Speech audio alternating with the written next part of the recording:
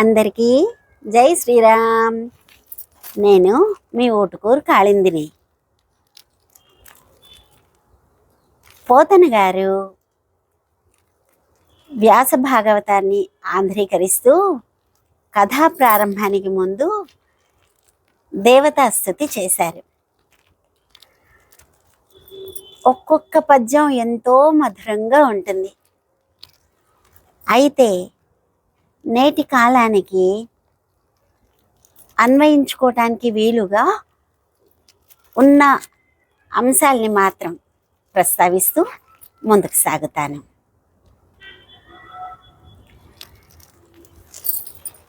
శ్రీకైవల్య పదంబు చేరుటకునై చింతించదన్ లోకరక్షైకారంభకు భక్తపాలన కళా సంరంభకున్ దానవోద్రేక స్తంభకు కేళిలోల విలసదృగ్జాల సంభూత నానా కంజాత భవాండ కుంభకు మహానందాంగనాడింభకున్.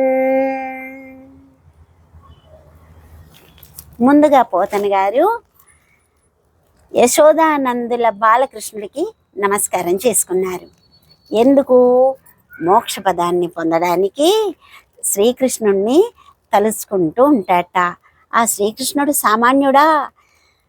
దుష్ట శిక్షణకి, శిష్ట రక్షణకి, తర్వాత లోకాలన్నింటినీ క్షణాల్లో సృజింపచేసే శక్తి గల కృష్ణుడికి ఆయన నమస్కారం చేసుకుంటున్నారన్నమాట.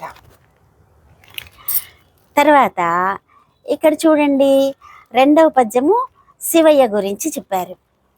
వాలిన భక్తి మృక్కెద నవారిత తాండవ కేళికిన్ దయాశాలికి శూలికిన్ శిఖరిజా ముఖ పద్మమయూఖమాలికిన్ బాలస శాంకమౌళికి కపాలికి మన్మథ గర్వ పర్వతోన్మూలికి నారదాది ముని ముఖ్య మనస్సరసీరుహాలికిన్.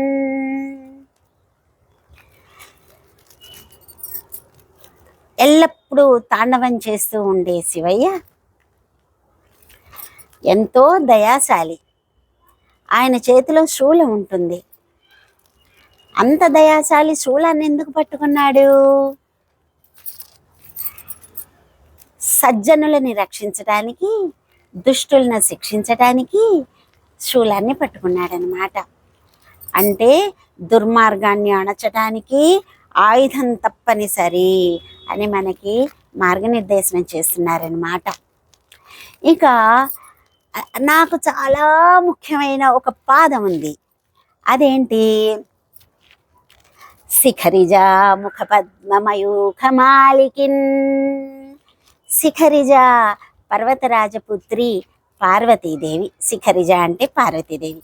శిఖరిజా ముఖ పద్మమయూఖమాలికిన్. ఏంటా?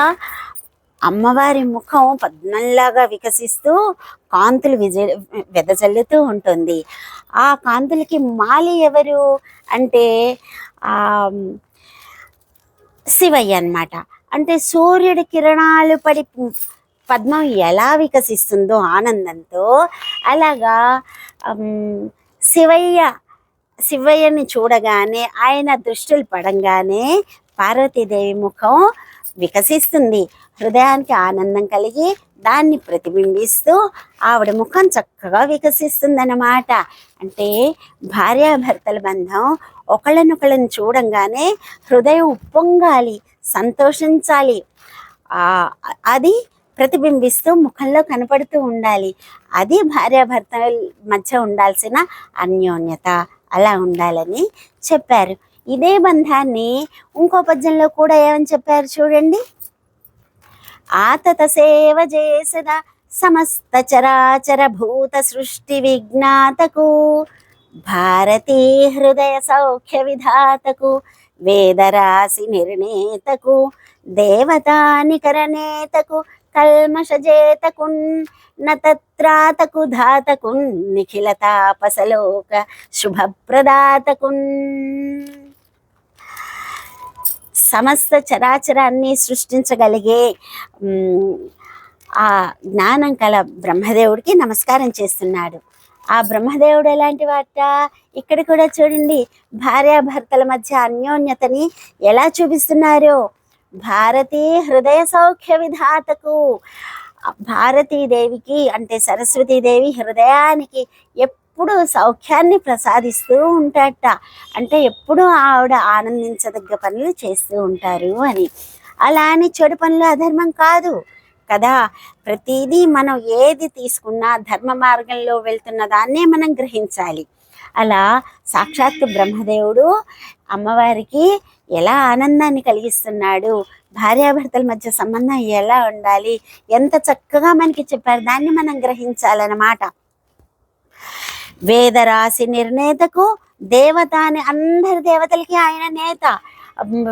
ఎల్లప్పుడూ వేదాల్ని చదువుతూ ఉంటాడు. తర్వాత కల్మషాన్ని జయించిన వాడు, దీనుల్ని రక్షించడానికి ఉండేవాడు. తాపసలోకాలకు అందరికీ కూడా శుభాన్ని కలిగించేవాడైన బ్రహ్మదేవుడికి నమస్కరిస్తున్నానంటూ బ్రహ్మదేవుడికి ముందు నారాయణుడికి, తర్వాత శివయ్యకి, తర్వాత బ్రహ్మదేవుడికి నమస్కరించారు. అలాగే అమ్మవారికి నమస్కరించేటప్పుడు కూడా భార్యాభర్తల మధ్య సంబంధాన్ని ఎంత చక్కగా చెప్పారో చూడండి.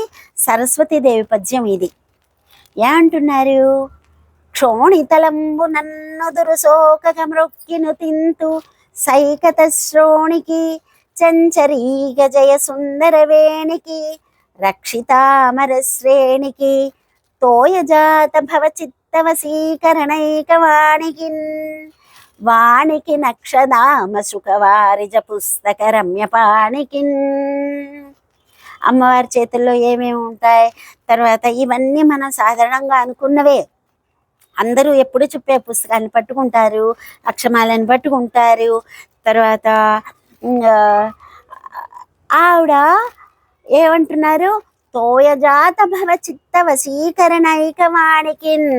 ఈ లక్షణాన్ని మనం గ్రహించాలి. ఏంటిట? తోయజాత భవ. తోయము అంటే నీరు, అందులో నుంచి పుట్టింది పద్మము, ఆ పద్మం కమలంలో నుంచి పుట్టినవాడు బ్రహ్మదేవుడు. తోయజాత భవుడు అంటే బ్రహ్మదేవుడు. తోయజాత భవ చిత్త వశీకరణైకవాణికి.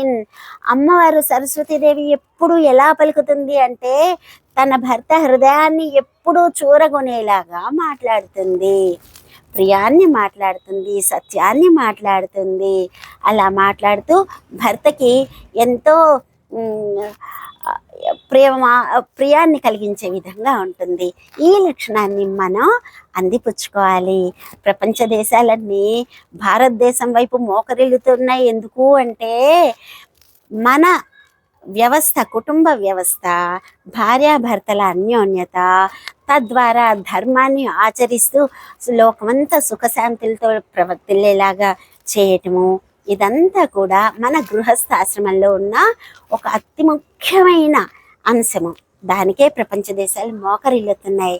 మనం కూడా మన కుటుంబ వ్యవస్థని పటిష్టపరుచుకుంటూ ధర్మబద్ధంగా మనం జీవించేలాగా ప్రయత్నిద్దాం. సరేనా? రేపు మరికొన్ని పద్యాలతో మీ ముందుకు వస్తాను. జై శ్రీరామ్.